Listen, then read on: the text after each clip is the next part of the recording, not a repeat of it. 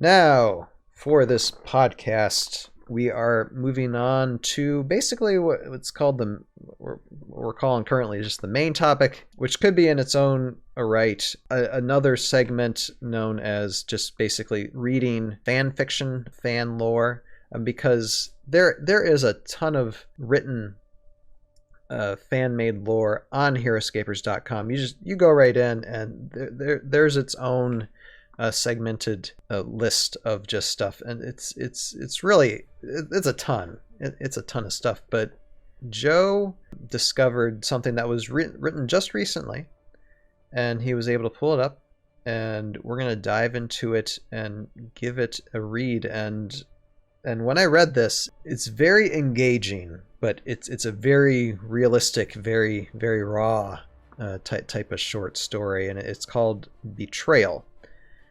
And this was written by ryguy266 on the forums.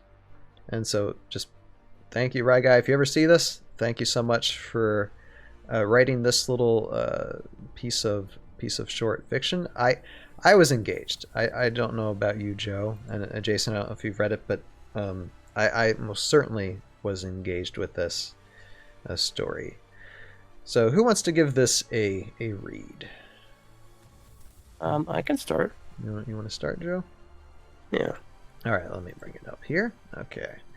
And this is also the characters in this, just to give the audience, because some of these characters might not be familiar if you're not familiar with like C3V. There are custom characters in this story, but it doesn't take away from it. It enhances it for sure. Yes. All right. Betrayal by ryguy266. Mad Dog Malone squeezed the trigger. The shot echoed through the storm, clanging off the figure on the far side of the aqueduct. The hell? Malone muttered. Thunder drowned out his next shot. The figure advanced, the gloomy shape growing through the pounding rain. Malone stepped back.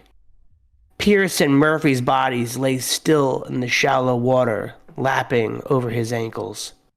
To his left and far below, gunfire lit up the jungle brush through the sheet of rain. Sasquatch corpses piled up next to the Deltacron as the machine twisted, ripping through the underbrush and hacking any hunter that got too close. Dents covered in its steel hide, and circuitry trailed from its legs, and the barrel spun over and over. There was no pain, only glory for the Alliance and punishment for his betrayal. Malone's toes stung with bitter cold. He grunted as the aqueduct waters shimmered and froze. Lightning crashed through the next sky, blinding him in the reflection of steel. The gun clattered to the aqueduct and splashed into the water. "You!" Malone roared. Sir Gilbert sneered, thrusting his sword and drawing blood from Malone's shoulder. Rage filled his core, the betrayal fueling hatred he'd never felt before. His fist smashed into Gilbert's armor in a flurry of blows, knocking the flag out of his hands. Malone scooped up the symbol, countering Gilbert's next strike. "You don't deserve this flag!" Malone seethed, his nose inches from Gilbert, and yet, for all the pain and suffering, all of his friends dead at his feet, there was no recognition in the knight's eyes. A screech echoed off the aqueduct. Malone turned to see one last hunter hurl itself from the bushes and bury its club in Deltacron's heart. "Deltacron!" Malone screamed. The Solborg hurtled to the ground. In a steaming heap of metal, the lights on its front blinked twice, the signal they developed in their time in training. Friends. The light died. White-hot pain seared his side as Gilbert thrust his sword through his stomach. For the glory of Utkar, the flag bearer intoned, as Gilbert raised the sword for one last blow. Malone drove the flag of Jandar under his helmet, letting out every last drop of hatred and vengeance in a primal scream. Expressionless, Gilbert toppled backward into the waters. Malone groaned, clutching his side, tears mixed with the rain as he crawled to the side of the aqueduct, fishing for his gun until his fingers touched the cold metal and lifted from the maroon waves. He leaned against the aqueduct barrier, clutching his wound and supporting his shooting arm. The last squatch celebrated over Deltacron's husk, raising its club and barking its war cry, the cry Malone knew all too well. "You bastard!" Malone muttered. Lightning flashed, illuminating the jungle. The crack of the gun stopped the hunter's celebration. He watched the creature's body crumble with grim satisfaction. The last of the deserters gone. Alliance secrets were safe. The gun slipped from his fingers, falling to the grass below. He slumped against the wall, and the chill from his side spread into his eyes. He splayed his fingers, soaked with blood. He'd seen this before. Malone glanced over at Gilbert's body. "You were the best of us." He closed his eyes, the familiar feeling of death carrying him away. Woo! Wow! That was awesome! Yeah, that was it's quite a... Okay, now I got an army with these characters. Yeah, quite a grim... Yeah, it also makes... Because I want to reenact this! a lot of these, like, again, Mad Dog Malone himself, and he'll just bring up the... I do have the character card for Mad Dog Malone right here, and this C3V, he's a lawman, human, and I'm sure this is something we will explore in the future. I mean, this particular hero, but he is there. Quite a nice range, attack, defense, and everything. But the story itself, just I mean, it was written really well. I mean, it gives it doesn't like name the traitor right away. And when it does, it just kind of is like, okay, wow. And I feel like almost still Sir Gilbert seems like he's under the influence, almost like he's mind shackled. Right. In a sense. But at the same time, yeah, it's very dramatic. It's very, very dramatic, and not really a happy ending, but it's very satisfying. And at the very end, he closed his eyes, the familiar feeling of death carrying him away, kind of like, oh, I've died before. It's like, I'll probably come back again.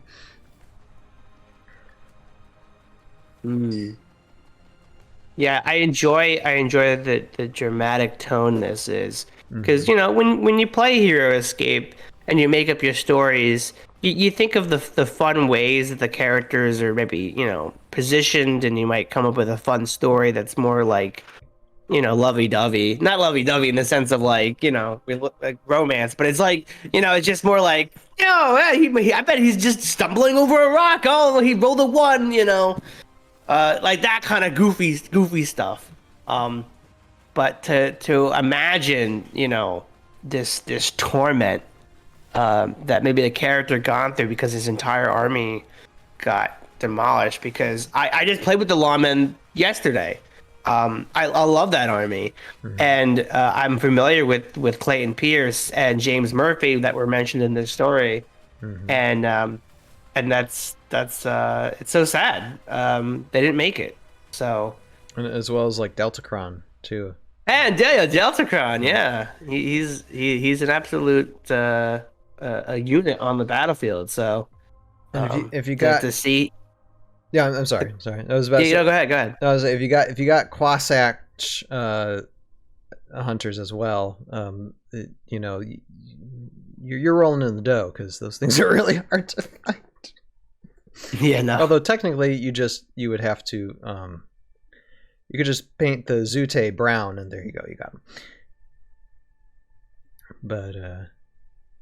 But yeah, it's I like how you can come up with a story, especially like I don't know if Ryguy is like professionally writer or has written like in short story format before. I don't know, but just to come up with that type of story just from playing a game of Heroscape is that's pretty good. I enjoyed that.